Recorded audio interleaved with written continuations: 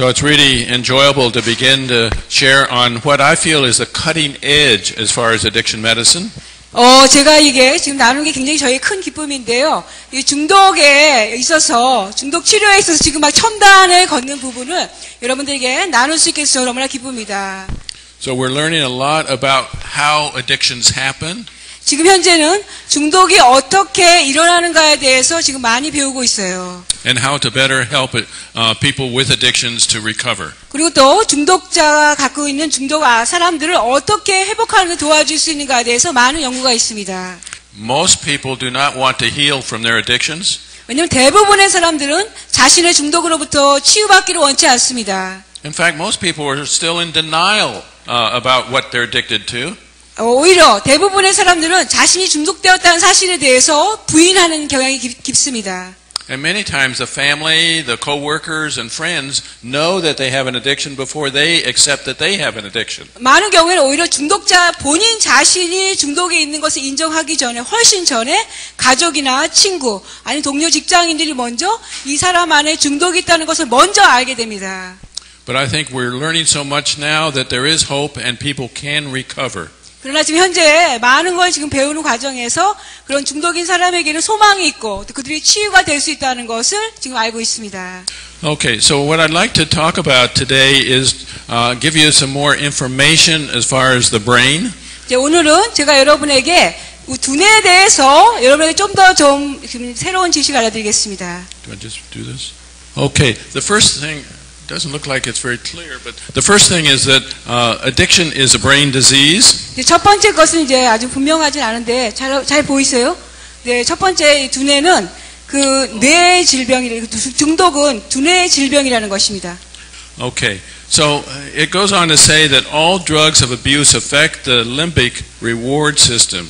그러니까 이제 모든 그 약물 중독이요, 모든 그 약물의 남용과 중독은 우리의 두뇌에 그 쾌락 중추라는 데가 있습니다. 쾌락 중추에 영향을 미칩니다. And this part of the brain is called the nucleus accumbens. 근데 이 두뇌에 대해서 뉴클레스, 영어로는 뉴클레스 아캄보고요. 우리 한국말로는 쾌락 중추라고 해요. 거기에 영향을 미쳐요. That's a Latin word to describe this little small area in the brain, probably smaller than a pea. 근데 그것은 라틴 말로 뉴클레스 아캄보라는 영어 말은 라틴 말인데요. 특별히 두뇌에서 우리 콩알보다 약간 작은 크기의 그 쾌락 중추를 가리킵니다. But an easier name to remember is maybe we call it generally the pleasure center. 그래서 그것을 더 쉽게 라틴 말로 말하기보다는 쉽게 쾌락 중추라고 말하고 있어요. And so we've learned that most of the drugs of abuse actually activate this center and cause pleasure. 대부분의 약물의 중독은요, 이 두뇌의 쾌락 중추에서 활성화되어서 일하고 있는 것입니다. And so it can be affected as far as just someone using a drug one time. 이것은 어떤 사람이 이제 약물을 한 번 사용할 때도 영향이 미쳐지고요. But it also sets up a desire as far as continuing to use drugs, so they become often regular drug users for pleasure. 그래서 한 번뿐만 아니라 그 다음에 이제 또 그 약물을 사용하고 싶은 그런 욕구가 생겨서 정기적으로 그런 약물을 사용하게 될 때도 이런 쾌락 중추 영향을 받습니다. And after a while, continuing to use a drug causes changes in the brain that are permanent. 이제 한번 약물을 이제 한동안 사용하게 되면은요, 그 다음에 그 두뇌에 변화가 일어나기 시작해요. And also creates a craving as far as they're wanting more and more to feel that excitement, that high, that pleasure. 그래서 어떤 일이 두뇌에 일어나면 다시 한번 처음에 느꼈던 기분의 고조됨을 느끼기 위해서 그 약물을 더 많이 사용하고 싶은 그런 욕구가 일어납니다. And these brain changes are molecular. They happen with molecules. They're cellular, they're structural, and functional. 근데 이런 그 두뇌의 그 영향은요, 신경적으로도 변화가 일어나고 구조적인 변화도 일어나고 그런 두뇌의 전 영역에 그런 약물에 의해서 변화가 일어나는 것입니다. So they really affect the cells or the neurons within the brain itself. 그러니까 두뇌 안에 있는 신경 세포에 큰 영향을 미칩니다. And this mainly happens after continued use of a particular drug or substance. 근데 이것은 이제 특별히 특정한 어떤 약물이라든가 어떤 중독을 계속 사용했을 때 두뇌에 이런 신경세포에 영향을 줍니다. And what happens here we call a brain disease. 그래서 우리가 이것을 향하여서 중독은 두뇌의 질병이라고 부르는 것입니다.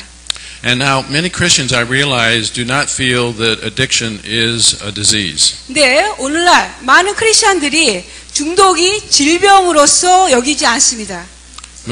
Most Christians think it's only sin. 대부분의 크리스천들은요, 그냥 이 중독은 죄로만 생각하고 있어요.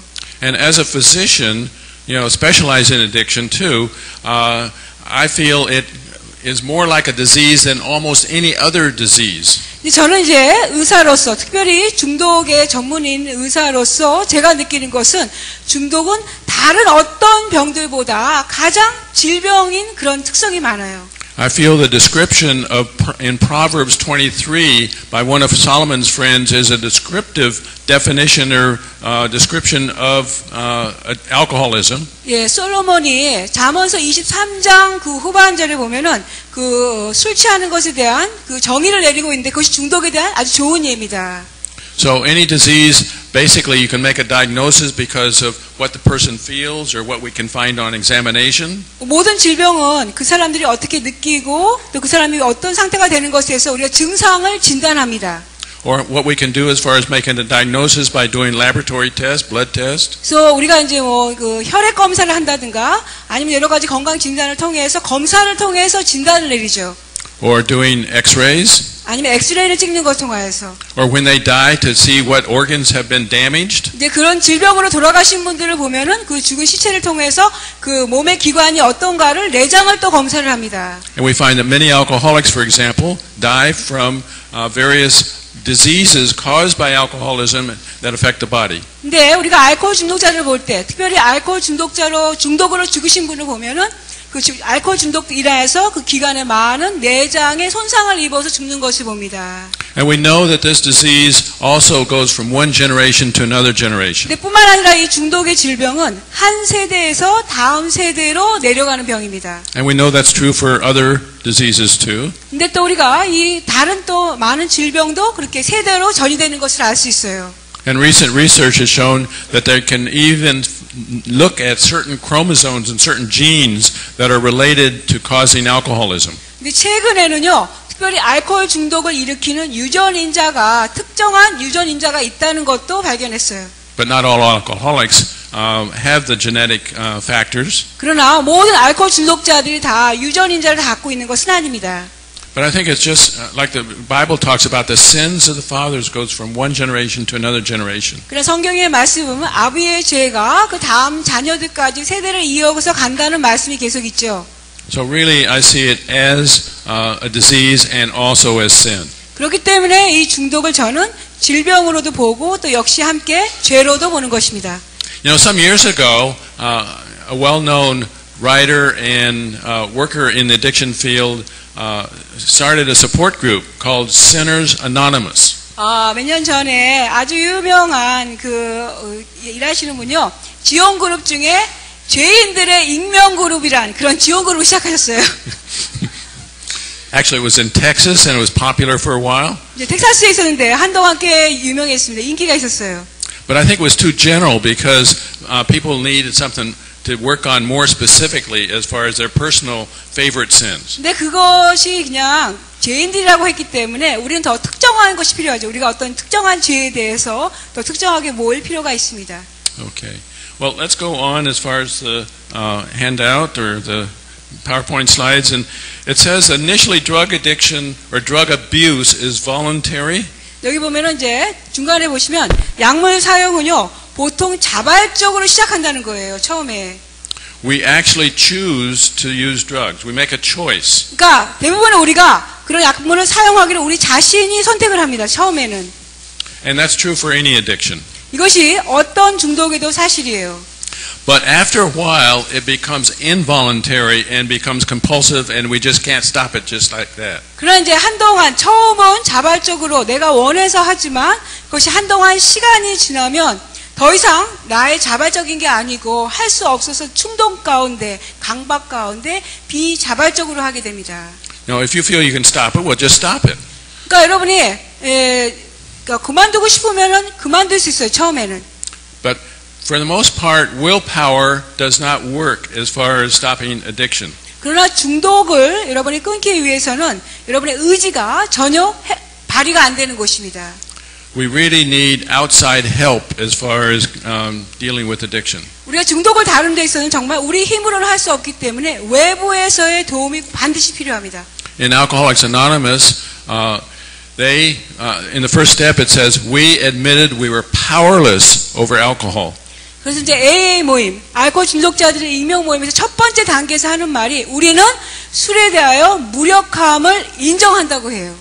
You know, they really realized that they had to be powerless before they were ready as far as getting into recovery. 그러니까 거기서는요, 먼저 회복에 들어가기 위해서는 먼저 내가 이 술에 대해서 아무것도 할 수 없음을 깨닫는 것이 회복에 들어가는 준비 과정입니다.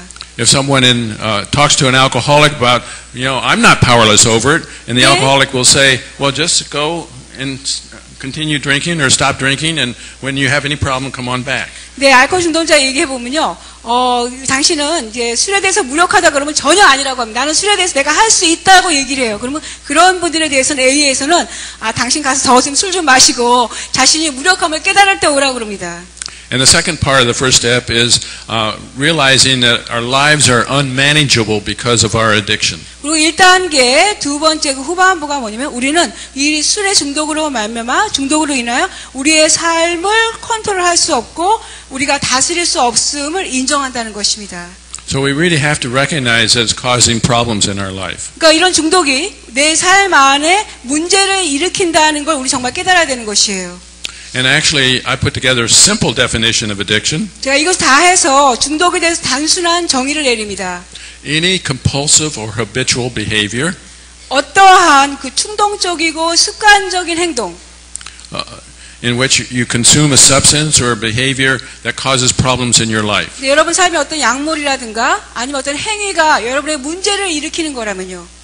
So it could be taking something in like alcohol or drugs. 네, 어떤 그 약물처럼 뭐 술이나 마약을 복용하는 걸 수도 있고.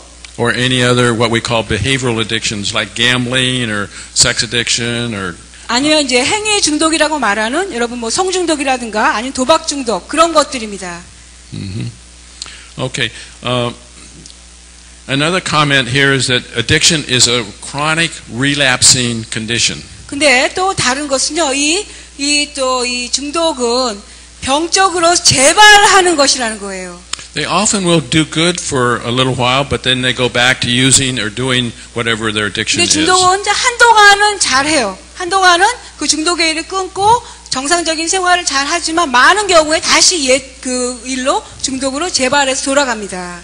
And I think as Christians, sometimes we're faced with dealing with this problem because someone comes that's an alcoholic, for example, or a drug addict, and wants prayer for their addiction. 우리가 크리스천으로서 때로 이런 걸 경험하죠. 이제 술 중독자나 마약 중독자가 우리에게 도움을 받으러 이제 기도를 받으러 옵니다. And we pray for them. 그래서 우리가 그들을 위해서 기도해줘요. Or even provide deliverance ministry to them. 심지어는 뭐 그들에게 귀신을 쫓는 사역도 합니다. And they stop whatever they're addicted to. 그래서 그들이 그런 기도를 받고 나서 한동안 그들이 중독되었던 것에 다 그만두어요. But within a matter of days or weeks or sometimes months, they are back into their addiction again. 그러나 많은 경우에 뭐 하루가 지나거나 아니면 일주일, 심지어는 몇 개월 지나서 다시 옛 생활로 돌아가는 경우가 많아요. And I think, well, it helped me last time. I think I'll go back and have prayer again.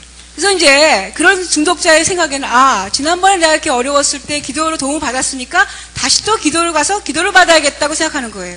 And they do that a few times. 그렇게 한 몇 번을 합니다. And the people that start praying for them begin to feel hopeless because they really don't change or stay changed. 근데 이제 기도를 해주시는 분들은 몇 번 이렇게 하다 보면 이제 절망을 느끼죠. 왜냐하면 이분이 별로 그들의 삶의 변화가 아니라는 걸 보면서 소망을 못 느껴요.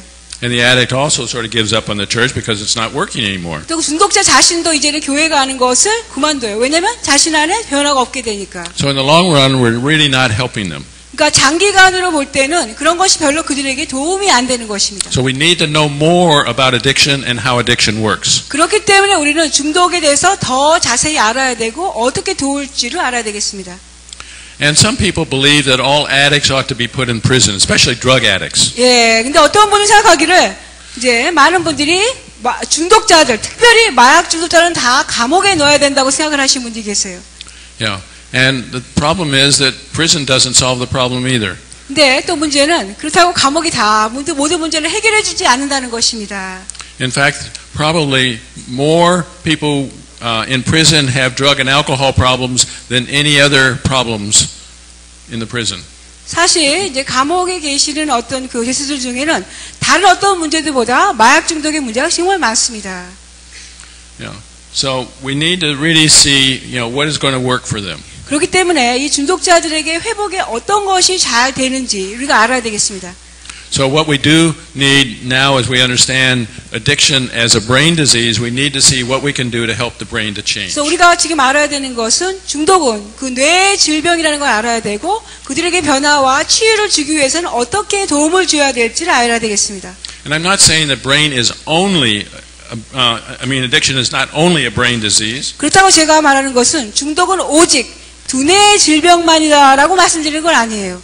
It's also a physical disease. 네, 중독은 역시 또 우리 신체 영향을 주는 신체의 질병입니다. It causes physical damage to almost every organ of the body. 중독은 우리 몸의 모든 기관, 내장 기관에 다 영향을 주는 그런 질병이에요. It's a psychological or mental condition. 뿐만 아니라 정신적인 병에도 영향을 주고 또 심리적인 면에도 영향을 줍니다. Causes many emotional feelings and depression and anxiety and suicidal feelings. 많은 감정적인, 정서적인 것에 영향을 미쳤어요. 우울증, 또 자살하고 싶은 마음, 또 염려, 분노, 많은 감정에 영향을 미쳐요. It's also a spiritual disease. 또 뿐만 아니라 중독은 영적인 질병입니다. It affects one's relationship with God. 왜냐하면 이 중독자에게 있어서 하나님과의 관계에 영향을 미쳐요. And if you have, if Christians have an addiction, then they are in conflict as far as what God would have them to do and their particular addiction and what the addiction is drawing them to do. 특별히 중독자가 크리스찬일 경우에는 이제 하나님과의 관계에 많은 갈등을 겪어요. 왜냐하면 그들은 이제 하나님이 그들에게 하기 원하시는 것을 알고 있는데 그것을 하고자 하는 마음도 있지만 또 자신의 삶 안에는 중독이 또 그들을 끌기 때문에 이 둘 안에 갈등과 충돌을 경험합니다. And with addiction, it becomes an idol. It's what one worships and gives their life to. 그리고 중독에 되면은 그 중독 그 자체가 한 사람에게 있어서 우상이 되는 거예요. 자신이 모든 것을 경배하고 숭상하는 우상이 됩니다. In fact, most severe addicts will say, I'd rather continue drinking even if my wife leaves me or I lose a job or my health goes down the hill. 여러분 대부분의 아주 그 심각한 중독자들은 이렇게 말할 거예요. 내 아내가 나를 떠나도 우리 가정이 파괴되고 내가 직장에서 내 직업을 잃어버려도 나는 내 중독을 계속 할 거라고 얘기할 겁니다. It's like that's all that they can worship, and it really competes with really worshiping the true and living God. 그러니까 그것은 그들이 정말 경배하고 숭배하는 건 그들의 중독이거든요. 그렇기 때문에 이런 중독이 우리가 하나님을 경외하고 하나님을 경배하는 그런 하나님과 그런 경쟁의 대상이 되는 것이에요. So the scientists have really discovered much about the brain changes related to addiction. 그래서 과학자들은 지금 이제 중독 안에서 어떻게 두뇌의 변화를 일으키는가에 대해서 많은 연구를 했습니다. But I think one of the major problems we face as far as dealing with the disease is the stigma of being an addict or having any kind of addiction. 그러니까 이제 특별히 중독자에게서는 특별히 두뇌에 있어서 스테그마라는 그것에 영향을 미치는 것을 알 필요가 있어요. Our tendency is to look down on someone with an addiction. 우리의 경향은요, 이제 중독자를 볼 때 그들을 이제 무시하는 경향, 그들을 이제 낮춰보는 경향이 우리 모두 안에 있습니다. We tend to look down on them as weak people or with a moral problem or bad people. 우리가 중독자들을 볼 때, 이분은 굉장히 약한 사람들, 연약한 사람들, 이들에게는 도덕적인 문제가 있는 사람들, 문제가 있는 사람들로 보는 경향이 있어요. And often have a hopeless feeling about them ever recovering. 그리고 우리가 그들을 볼 때 그들이 정말 회복될 것에 대해서 많은 경우에 자주 절망된 소망이 없는 마음이 많습니다. When I started working with alcoholics and other drug addicts over 35 years ago, 제가 35년 전에 이제 알코올 중독자들과 또 마약 중독자들과 함께 일하기 시작했을 때요. And this was after I started my medical psychiatric psychosomatic practice. 그것이 제가 이제 그 의사로서 또 심리학적인 심리적인 그 약물을 제가 공부하고 그것을 진짜 진료를 할 때인데요. Where I was starting to work, I saw many alcoholics and many drug addicts. 제가 이제 의사로서 진료를 할 때 많은 알코올 중독자를 만나게 되었고 마약 중독자를 많이 치료하게 되었습니다. And I really enjoyed listening to their stories. 저는 그들의 정말 삶의 이야기 듣는 게 참 좋았어요. And God had already given me a call to work with hurting people. 그리고 하나님은 그 당시 이미 저로 하여금 이렇게 상처받은 사람들을 위해서 일하라는 부르심을 주셨습니다. And I think later I realized that was because of my severe wounding as a child. 근데 그 이유를 나중에 깨달았는데요. 제가 어린 시절에 제가 아주 심하게 상처를 받았기 때문에 그런데 제가 관심이 있다는 것을 나중에 알게 되었습니다. But when I listened to their stories, my feeling was, I'm no different than they are. 근데 제가 그 중독자들의 이야기를 들어볼 때 전혀 나의 이야기하고 다르지 않다는 것을 알게 되었습니다. But I knew I didn't have a drug or an alcohol problem. 그러나 저에게 있어서는 뭐 술의 문제라든가 마약의 문제는 없었어요. In fact, it took me a few years before I realized I had other addictions. 이제 그러고 나서 몇 년이 지나서야 저에게는 다른 중독이 있다는 것을 제가 발견했습니다. And therefore, I was an addict just like they were. 그러니까 저도 그렇기 때문에 그들이 술과 마약에 중독된 것처럼 저도 동시에 다른 것에 중독된 똑같은 중독자라는 것을 알게 되었어요. I think we're also beginning to recognize that it's a real public health problem. 또 우리가 이제 이 중독을 볼 때 정말 공중 보건에 문제가 있다는 것을 다 깨닫고 있죠. The government's really concerned. They develop drug programs or investigate and see what they can do to deal with the drug problem. 예, 이제 정부에서 마약 중독이나 이런 중독의 문제를 깨닫고 이런 치료를 어떻게 할까에 대해서 정부가 이제 관심을 갖기 시작합니다. Because it really takes a lot of expense as far as the government to pay for the care and of these people with this severe types of diseases. 왜냐하면 이 중독이 심하게 진전된 사람을 위해서 치료하고 돌보기 위해서는 많은 그 비싼 대가의 돈을 치러야 되기 때문에 어떻게 하면 그런 것을 예방할지에 대해서 정부가 또 관심 갖기 시작하죠. And now in recent years we've recognized that, for example, HIV and AIDS is primarily related to addictive behavior. 근데 최근에는 이제 에이즈가 그런 중독된 행위와 굉장히 연관이 있다는 것도 최근에 많이 발견되었습니다. And now we're very concerned of that as a public health problem. 이제 에이즈가 이제 공중 보건에서 굉장히 우리가 많이 염려하는 것입니다. We get worried about developing HIV and developing AIDS and dying. 예, 그래서 우리가 지금 현재 사회에서는 사람들이 에이즈에 걸릴 것에 대해서 그걸로 말미암아 죽을 것을 많이 염려하죠. But what kind of addicts are involved as far as one developing HIV and AIDS? 그러니까 어떤 종류의 중독자가 그러면 에이즈가 걸릴 확률이 많을까요? 말씀해 주시겠어요? Yeah, one of the real factors is really sex addicts. 근데 그것이 영향을 미치는 것은 이제 성중독자들에게 특별 영향을 많이 미칩니다. Having sex with multiple partners and sharing the virus with one another. 그러니까 이제 한 명이 아니라 다수의 파트너와 성관계를 하고 그로 말미암아 바이러스를 감염시키는 경우. Common activity as far as homosexuals having sex with one another, and homosexuality I feel is one of the major forms of sexual addiction. 뿐만 아니라 또 동성연애가 있는데요. 동성연애는 성중독 중에 아주 주요한 중독 중에 하나입니다. Or we see in couples where one partner has affairs or multiple affairs. 아니면 이제 부부가 있는데 배우자 중에 한 명이 외도한 경우, 이제 한 번이 아니라 여러 번의 외도를 경험했어요. Or sees prostitutes. 아니면 저 창녀를 만난다든가. And brings back the virus to their family member or their spouse. 그러고 나서는 다시 이제 자신의 가족 그 배우자에게 감염시키는 경우. Who has been often very clean and not involved as far as sex outside of marriage. 그리고 아니면 이제 그 배우자 같은 경우는 전혀 깨끗하고 전혀 결혼 생활 밖에서 성관계를 하지 않은 경우에도요. Yeah. And so we see that just about all HIV and AIDS infections are secondary to various kinds of addictions. 그렇기 때문에 이런 저 에이즈가 많은 다양한 종류의 중독과 아주 깊은 관계가 있는 것을 알 수 있어요. The only situation that it's not related to addiction is when one gets blood transfusion that's contaminated with the HIV virus. 근데 이제 에이즈가 그런 중독과 연관되지 않은 것을 수혈을 받을 때, 에이즈 환자의 수혈을 받을 때 그런 경우 외에는 다 중독과 연관이 있습니다. Okay. I feel that we've talked a little bit about it being very common in prisons. 이제 지금 말씀드린 것은 저 감옥에서 중독이 굉장히 아주 흔하게 공통으로 있다고 말씀드렸어요. Because many addicts end up in prison for addictive behavior. 많은 중독자들은 자신의 중독 행위로 말미암아 감옥에 들어갑니다. In fact, many of them are also addicted to criminal activity. 그런데 또 많은 중독자들은 그런 범죄 행위에 또 들어가게 가담하게 돼요. They get addicted to the challenge and the adrenaline high from stealing and trying not to get caught. 왜냐면요, 그들이 중독되었을 때, 그런 그 중독되는 행위에 그들이 굉장히 흥미가 있게 돼요. 왜냐면 그들의 아드레날린이 크게 분비되면서 기분이 고조되면서 그런 위험적인 행동을 하면서도 붙잡히지 않게 되는 그런 어떤 스릴 있는 위험을 굉장히 즐기게 되는 것입니다. And the sad thing is that not much is done as far as providing treatment while they're in prison. 근데 그들이 그런 감옥에 있을 때 붙잡혔을 경우, 감옥에 있는 경우에 그들을 치료하는 경우가 많지 않다는 것이 애석한 것입니다.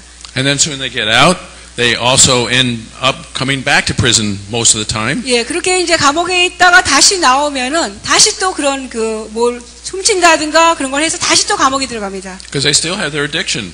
여전히 그들 안에 중독이 있기 때문에요. They're not in recovery. 그들은 회복 안에 들어가지 않은 것입니다. So the best thing would be to provide addiction healing and recovery in the prison system. 최고의 것은요, 이제 감옥 안에 있을 때 그런 치유와 회복의 과정을 줄 수 있는 치료를 줄 수 있는 프로그램을 주는 것이 최선의 방책입니다. And they're beginning to do that in some prisons, but not very many. 근데 이제 어떤 감옥에서는 그렇게 하기 시작했지만 많지는 않습니다. And when they do that, they find that the prisoners, once they get out, stay out and get working and even helping other people. 근데 이제 감옥에서 그런 재활의 프로그램의 치유를 받은 분들은 감옥에서 나왔을 때 그들이 깨끗하게 살면서 다른 사람들을 도와주고 잘하고 있다는 통계가 있습니다.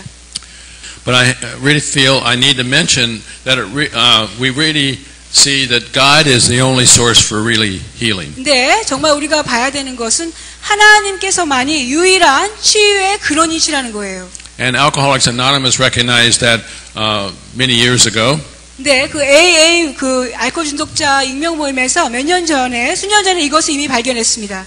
In fact, the second step of AA came to recognize God as a source of healing in sanity. 그러니까 AA 그 지원 그룹에서 쓰는 두 번째 단계가 뭐냐면요. 정말 내가 온전하게 될 수 있는 것이 그 하이파이어 하나님으로 말미암아 내가 온전하게 될 수 있다는 것을 인정하고 깨닫는 것입니다. But just believing that God could do it doesn't change a person. 그냥 하나님이 하신다는 것을 믿는 그 자체만으로는 그 사람 변화가 없습니다.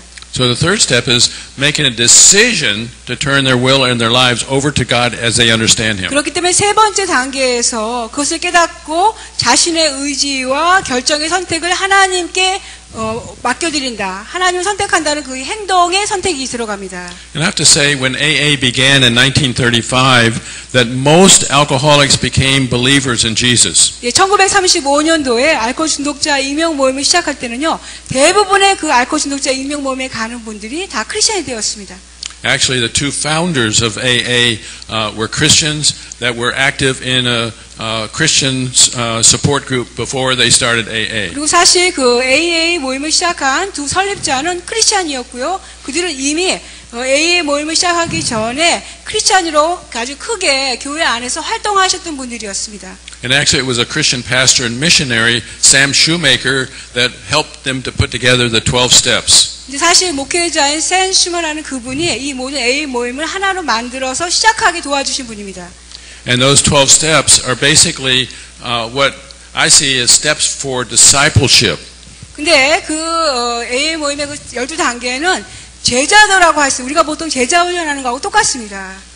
And if we look at the steps, we can see that any of us that became Christians went through these steps on the way. 그러나 여러분이 그 12단계를 보시면은요, 그 12단계를 하면서 사람들이 크리스천이 되어가면서 제자 훈련이 되는 것을 여러분 알 수 있어요. And the last step is carrying the message to those that still suffer. 근데 마지막 12단계가 그 자신의 그 소방의 회복의 메시지를 고통당하는 사람들에게 이 메시지를 전하는 것이 마지막 12단계입니다. And this is evangelism. 근데 이것이 전도잖아요. And AA is very active as far as carrying the message of hope to other alcoholics that are still suffering. AA 그 알코올 중독자 익명 모임은 이미 다른 그 알코올 중독자 고통을 당하는 사람들에게 이런 소망의 메시지를 전하는데 굉장히 적극적으로 활동하고 있습니다. Here is a picture, a side view as far as the brain. 네, 이것은요 두뇌를 이제 옆으로 잘랐을 때의 그 모습인데요. This is what all of our brains look like if we cut it in half. 우리가 우리의 두뇌를 반으로 잘랐을 때 우리 모두의 두뇌가 이런 모습입니다. So this is the brainstem from the spinal cord bringing nerves up to the brain. 예, 이것이 두뇌 여러분의 반으로 갈랐는데 아래에서부터 이제 그 신경소포인데요. And this is the cerebellum in the back of the brain. There's a little small brain in the back. 여기 이렇게 꾸불꾸불하게 된 것이 여러분 뇌 뒤쪽에 있는 부분이에요. And this is the what's often called the new brain, the cerebrum, where it involves as far as our seeing and action and sensations. 근데 이 뒤뇌의 뒤쪽은요, 우리의 그 눈으로 보는 것, 시각인 것과 우리의 센세이션, 어떤 움직임이나 이런 것들을 감각하는 두뇌입니다. And in the center is basically the emotional brain. 그리고 그 여기 초록색으로 되어 있는 초록색 중간의 것이 감정을 지배하는 것입니다. 감정이요. And then the little red spot is the amygdala. 그 아래 빨간 것이 아믹둘라라는 것이고요. And the amygdala is what I call the fear center. It's where we have sensation of something being scary or fearful. 이 아래 빨간 거, 요 아래 있죠. 이 빨간 게 아믹둘라는 이것이 그 두려움을 주관하는 두뇌예요. And then we come to the nucleus accumbens or the pleasure center. 그다음에 위에 빨간 이곳이 아까 말씀드렸던 쾌락 중추입니다. And that's where all addictions really happen in the brain. 근데 제가 말씀드린 이곳, 이 빨간 이곳이 위에 있는 이 빨간 이곳이 모든 그 중독이 일어나는 쾌락 중추의 그 두뇌인 것이에요. Yeah. And then we have another the blue area is actually where the joy center is in the brain. 그리고 이 파란색이 기쁨 센터, 기쁨을 주관하는 기쁨 중추입니다.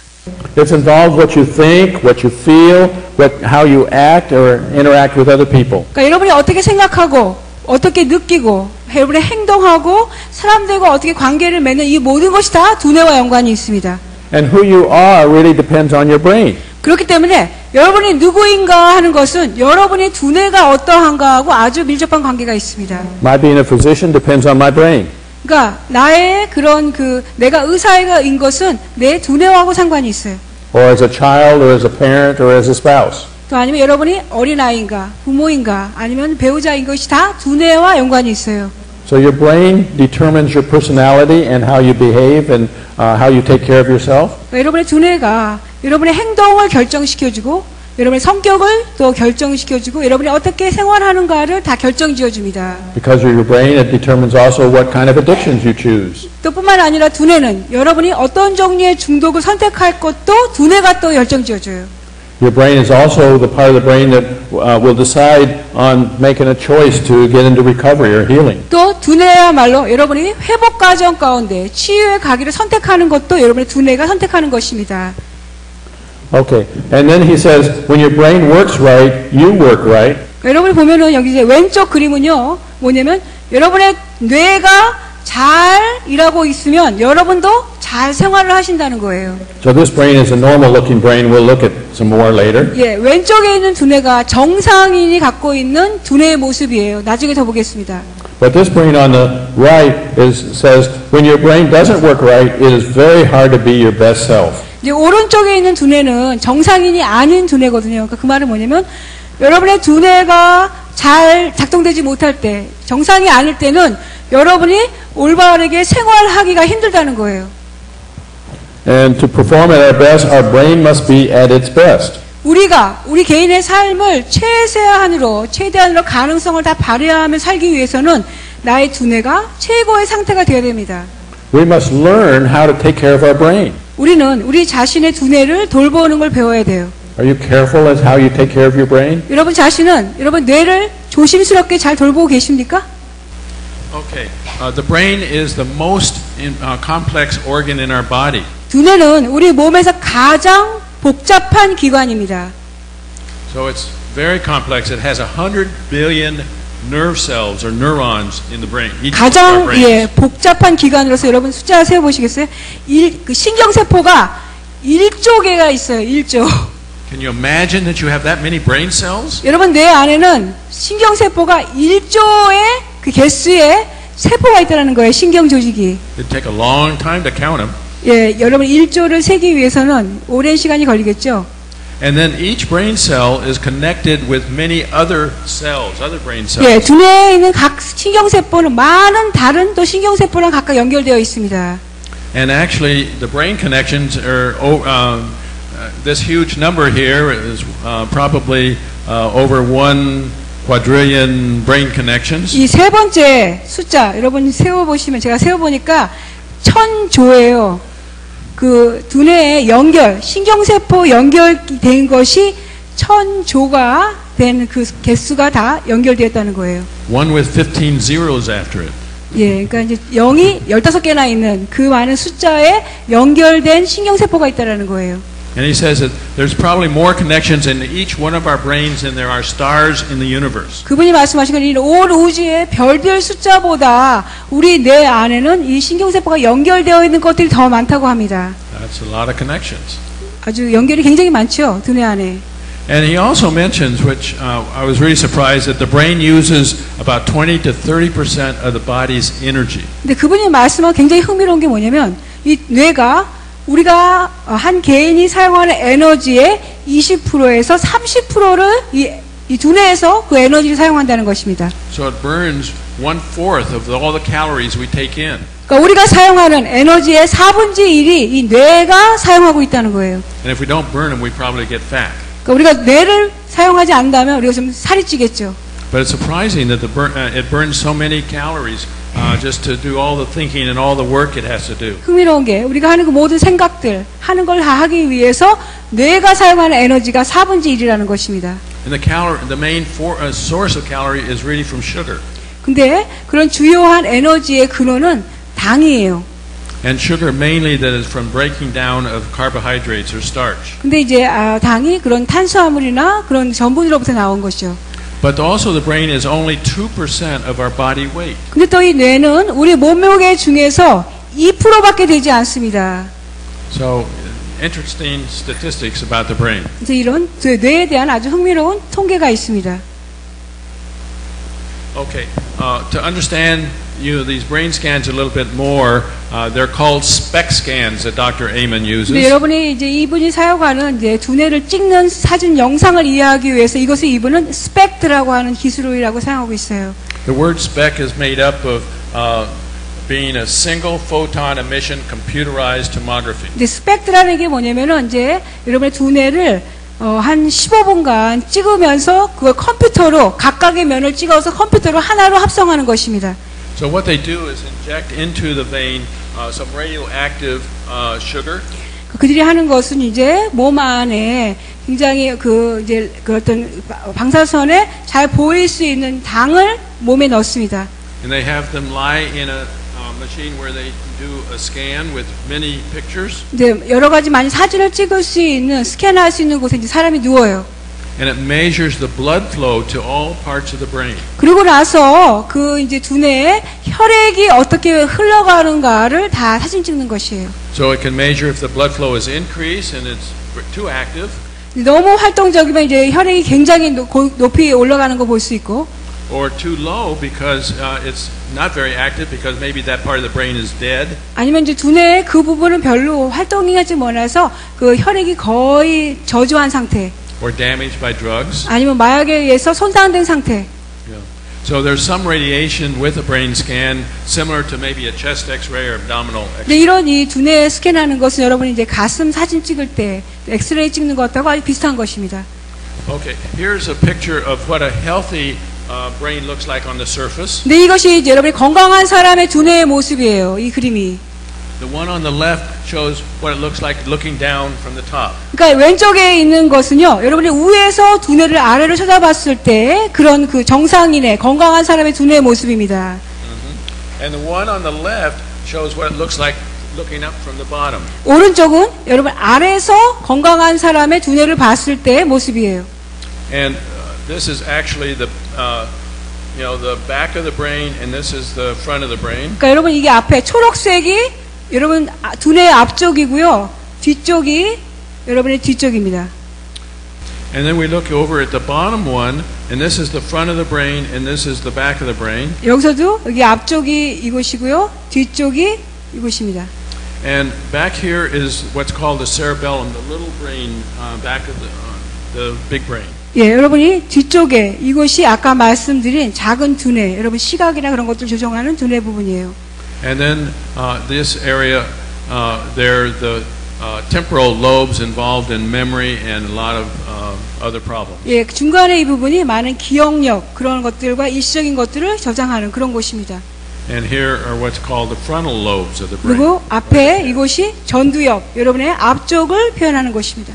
Okay, so that's what is normal or healthy. 근데 여러분 이거 지금 보시는 거 잘 보세요. 이게 이제 건강한 정상인의 두뇌예요. Here's another type of brain scan where it measures increased activity and normal activity. So the blue is normal activity. 이것은 이제 혈액에 들어가서 정상인 것이 파란색이에요. 파란색이 정상적으로 활동하는 두뇌 영역이고, 예, 빨간색이 더 그 활동이 굉장히 크게 고조된 상태입니다. Again, this is the top view here. 이것이 왼쪽은 또 위에서 바라보는 거. And the red parts are increased activity where the cerebellum is, the little brain in the back. 예, 이제 이 뒤쪽인데 빨간 것이 여러분의 그 두뇌 활동이 굉장히 증가되어서 두뇌 뒤쪽이 굉장히 활동을 잘하고 있다는 걸 보여줍니다. And this is the bottom view, and this is again the back of the brain showing again the cerebellum, which is red, 예. more active. 여기서 보니까 이제 이것은 오른쪽은 아래에서 두뇌를 보는 건데 뒤쪽에 여러분 그 두뇌 뒤쪽에 빨간 부분 여러분 굉장히 적극적으로 활동하고 있다는 것을 보여줍니다. So these are normal. 이것이 정상적인 그런 그 건강한 사람의 뇌예요. And here's what alcohol will cause the brain to look like. 근데 이것이 이번에 그러면 이제 알코올을 마셨을 때, 술을 마셨을 때 두뇌에 어떤 영향을 미친가를 보여줍니다. So you see many holes in the brain. It's not functioning as well as far as metabolism. 여러분 보시면 아시겠죠? 이 알코올에 술 마시는 사람의 두뇌는 많은 구멍이 생기게 됩니다. 구멍이 있어서 정상인처럼 정상적으로 두뇌가 활동하지 못한다는 거. And you'll see holes when there's less than 40% decrease in activity. 그러니까 이런 구멍이 있는 것으로 말미암아서 그런 두뇌 활동의 40%를 여러분의 두뇌 활동을 저하시켜요. And here's the one for heroin addiction and what it does to the brain. 여러분 오른쪽은 또 헤로인을 했을 때 헤로인에 중독의 사람의 그런 두뇌, 헤로인이 어떻게 두뇌에 영향을 미치는가 하는 것입니다. And look very similar if it's codeine or Demerol or morphine. 몰핀이나 또 콜드닌과 같은 또 헤로인도 다 비슷한 영향을 미치는 것입니다. And here's what cocaine looks like. 왼쪽이 또 코케인을 마셨을 때, 코케인을 복용했을 때 두뇌의 모습이에요. Also causing holes in the brain. 역시 두뇌에 구멍을 만들어냅니다. And another stimulant, methamphetamine, which is now very common around the world, also causes holes in the brain. 예, 오른쪽에는 이제 흑분제, 각성제인데 지금 현재 많이 세계에 사용하는 것이 메타페라민이에요. 현재 많이 사용하는데 역시 두뇌에 영향을 미칩니다. When we see holes like this, often we call that a toxic brain. It's 예, poisoned. 예, 이렇게 두뇌에 구멍이 있는 그런 뇌를 보고서 우리는 독이 있는 뇌라고 말합니다. Now, some people say marijuana is not dangerous and is safe. 어떤 분들은 그래요. 마리화나는 위험하지 않고 안전한 마약이다. 그렇게 말씀하시는 분이 계시는데. And this is what marijuana looks like, looking from the bottom side. 네, 마리화나를 했을 때 두뇌가 아래서 보는 모습이 이 모습이에요. So we see huge holes from using it for I don't know how many years, maybe even 4 or 5 years. 그러니까 이것이 이제 정확하게 몇 년은 안 나왔지만 한 4년, 5년 마리화나를 사용했을 때 모습이 이 모습이라는 거예요. 구멍이 크죠. And these are basically brain scans that cause a toxic appearance in young people. 이제 이 그림이 젊은이들, 그 10대 애들의 그 뇌에 독이 있는 마약을 해서 생긴 그 두뇌의 모습이에요. So if you want a normal brain, you won't use drugs. 그러니까 네가 만일 그 정상적인 두뇌를 원하면 마약을 사용하지 말라 그런 게 교육을 하고 계세요. Well, also he mentions the brain can change. 또 이분이 말씀하시는 것은 우리의 뇌가 변화될 수 있다는 것입니다. 바뀌어질 수 있다는 거. So this is a picture, could be someone using marijuana, and then they stopped using it, and it shows a lot of healing. 그러니까 이제 왼쪽의 그림은 이제 마리화나를 사용한 사람의 두뇌인데 수년간 마리화나를 끊고 사용하지 않았을 때는 오른쪽처럼 달라질 수 있다는 거예요. So you can improve your brain by getting off of drugs if you use drugs. 그러니까 여러분이 마약을 사용했다, 술을 사용했다가 끊기 시작하시면 여러분의 두뇌를 더 좋게 만드실 수가 있습니다.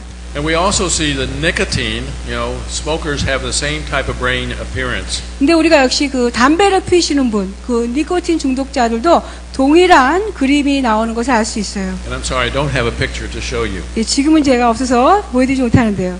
And actually we're seeing that caffeine also causes brain changes. 근데 우리가 역시 오늘 알아보는 것은 카페인, 커피도 역시 이런 두뇌에 똑같은 영향을 미친다는 것을 현재 발견하고 있습니다. It's actually the most addictive substance used worldwide.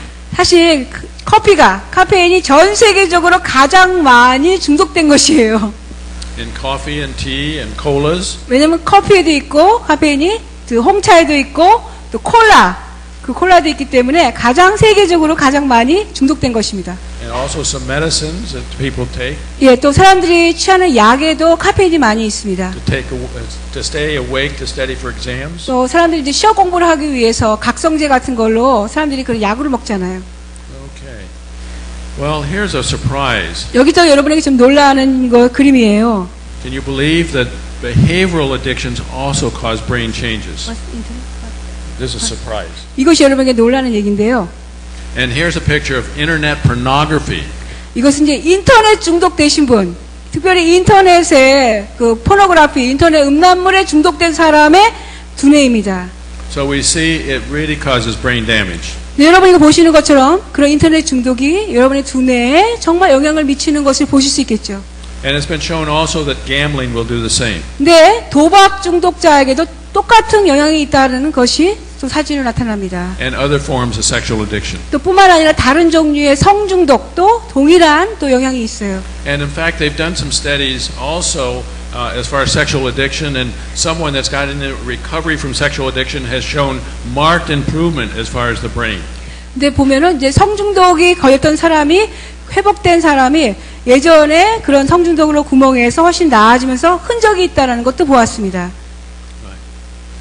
Okay. It also there's brain changes also with certain personality disorders like the antisocial personality disorder. 근데 이제 또 두뇌의 변화가 일어나는 건 정신병이 걸렸을 때 어떤 우리 특정한 성격 장애가 있을 때도 두뇌에 변화가 오는 걸 볼 수 있어요. 이것은 반사회 성격 장애가 있는 사람의 두뇌입니다. These are often the individuals that do not have a conscience. They do not feel guilt. 그러니까 이분들은 이제 반사회적인 성격 장애는 양심이 전혀 없는 사람이에요. 그러니까 살인이나 이런 행위를 해도 전혀 양심의 가책을 느끼지 않는 사람들. And they often end up in prison too. 그래서 이런 분들도 자주 감옥에 들어가죠. But they feel, it's not my fault. It's not my problem. 근데 그들이 생각할 때 이것은 내 문제가 아니다. 나의 잘못이 아니라고 생각을 합니다. Okay, Alzheimer's disease. 이게 이제 치매에 걸린 사람의 두뇌예요. My mother died from Alzheimer's disease. 저희 어머니가 치매로 돌아가셨습니다. And for the last, I can't remember, over 15 years, she did not recognize us children, that we were her children. 예, 저희 어머니 돌아가시기 15년 전부터는요, 저희들이 저희 어머님의 자녀라는 것을 알아차리지 못하셨어요. So she had severe memory loss. 저희 어머니가 심각한 그런 이제 기억력 상실을 겪으셨죠. And finally died at the age of 89. 그리고 나중에 이제 89세가 돼서 돌아가셨습니다. And here's an obsessive compulsive disorder person. 이것은 이제 강박 충동의 장애가 있는 사람의 두뇌예요. And a certain part of the brain is very overactive. 여기 보니까 특정한 여기 화살표 보시는 그런 빨간색이 굉장히 활동이 강하다는 거, 극한 그 활동이 아주 심하다는 걸 볼 수 있죠. Okay. Here's depression. 예, 우울증 환자입니다. And two types of depression, and the top part is the abnormal up in the here, whereas this is probably normal at the back of the brain. 예, 이제 이것이 두 종류인데요. 위에하고 뒤쪽은 그러니까 파란색하고 위에 파란색하고 아래 이 빨간 것은 정상입니다. Right. Okay. And here's bipolar disorder. 이것은 이제 조울증 환자. 여러분 아시죠? 굉장히 기분이 좋았다가 굉장히 우울하게 되시는 조울증 환자의 그런 그 두뇌 모습이에요. They have many different areas that are overactive. 그러니까 두뇌의 많은 영역이 너무 과잉으로 활동하고 있다는 것을 보여줍니다. And this is also sometimes called the manic depressive disorder. 이것을 조울증이라고 지금 부르고 있습니다. they often have very high energy and very creative, and then but develop severe depression. 근데 우울증 환자는 굉장히 기분이 흥분되고 막 기분 좋고 그러다가 아주 굉장히 심하게 우울하게 되는 사람. And when they get depressed, they get very depressed and are often suicidal and may even die from suicide. 예, 근데 그들이 이제 한번 우울하게 다운됐을 때는 아주 심하게 다운이 되어서 자살하게 되고 심지어는 그것에 죽는 경우가 있습니다. But when they're high, they have so much energy that they only need 3 or 4 hours of sleep. 근데 그분이 기분이 고조되고 흥분될 때는 너무나 좋아서 하루에 서너 시간밖에 안 자요. And they really do not feel they can do any wrong, and they really have great ideas of making lots of money, things like 근데 that. 그럴 순간에는 기분이 굉장히 좋아서 돈을 많이 벌 수 있겠다고 생각하고 많은 좋은 아이디어가 많이 생기게 됩니다.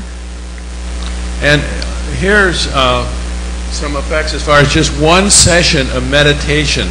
여기서는 이제 우리가 하는 묵상에 대해서 묵상할 때 한 섹션에 대해서 나오는 것입니다. So they did a brain scan before the meditation, and then after probably an hour of meditation, and then it showed much improvement. 그러니까 왼쪽에 있는 것이 묵상하기 전에 두뇌 모습이고요. 묵상 1시간 후에 묵상하고 나서 1시간 후에 모습이 그 옆에. So if we want to improve our brain function, we can practice healthy Christian meditation. 그러니까 우리가 우리 두뇌를 건강하게 향상시키기 위해서는 우리가 크리스찬으로서 건강한 그 말씀 묵상이라든가 그런 것이 우리 두뇌에 좋은 발전을 줍니다. Well, this is the last slide, and this is with one treatment session using AMDR, eye movement desensitization and reprocessing. 네, 이것은요, 이제 그 눈동자를 사용해서 눈의 움직임을 통해서 치료하는 그런 두뇌의 모습을 보여주는 거거든요. So this is a specialized form of therapy that's used by mostly psychiatrists and some specialized. 네, 이것은 대부분 정신과 의사들이 사용하는 특별히 전문으로 훈련을 받아서 하는 치료하는 한 치료 중에 하나입니다. And Shakespeare made a comment: the brain is the soul's fragile dwelling place. 네, 여러분이 잘 아신 셰익스피어가 뭐라고 그랬냐면요, 우리의 두뇌는 우리 영혼에 깨어지기 쉬운 거하는 장소다라고 말했습니다. 이 프로그램은 드림온과 함께합니다.